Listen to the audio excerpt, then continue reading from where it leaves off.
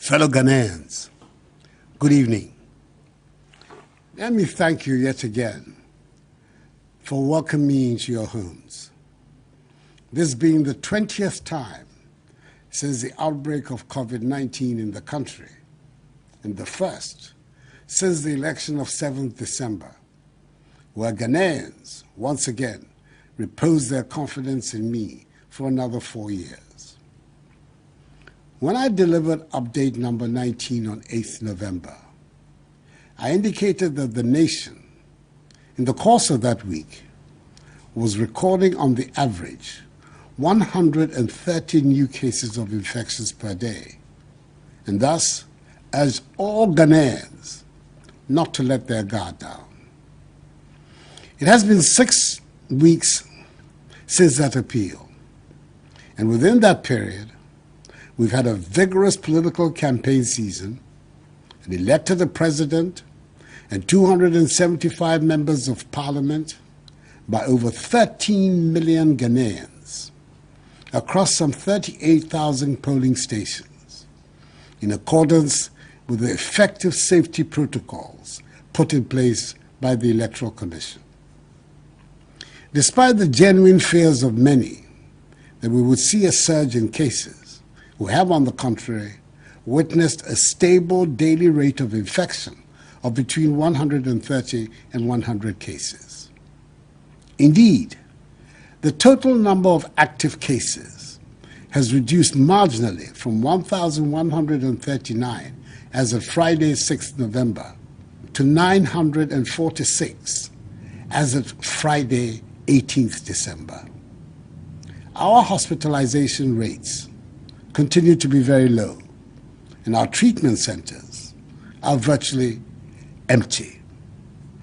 As per data from the Ghana Health Service, some regions at the moment have no recorded active cases, and long may this continue. So on behalf of government, I want to thank our fellow Ghanaians who continue to adhere to the social distancing, hand washing, hand hygiene, and mask wearing protocols which serve us well. Our heroic health workers have seen to 52,675 recoveries, for which the country is extremely grateful.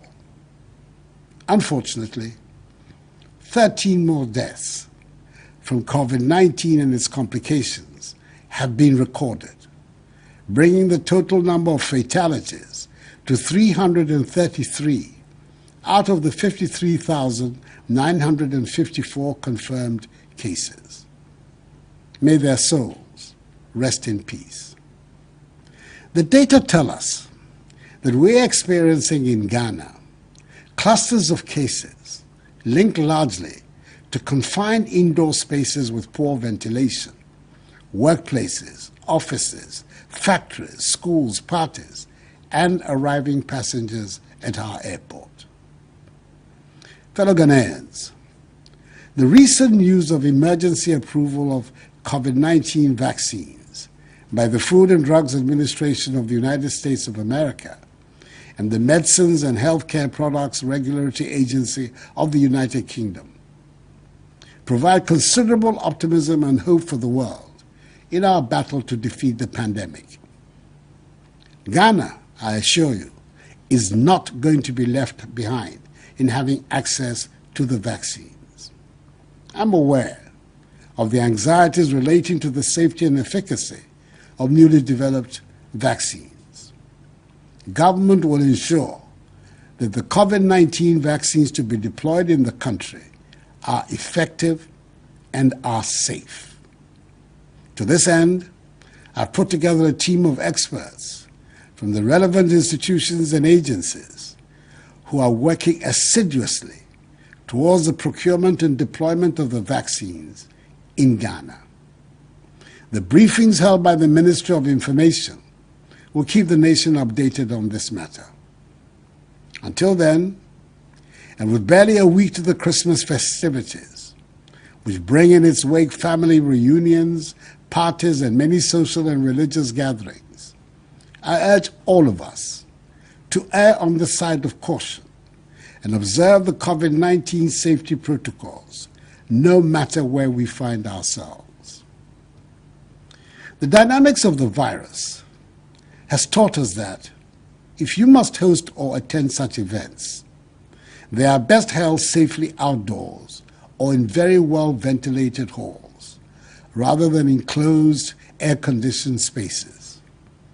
Even when organized outdoors, there must be adequate spacing for the maintenance of social distancing.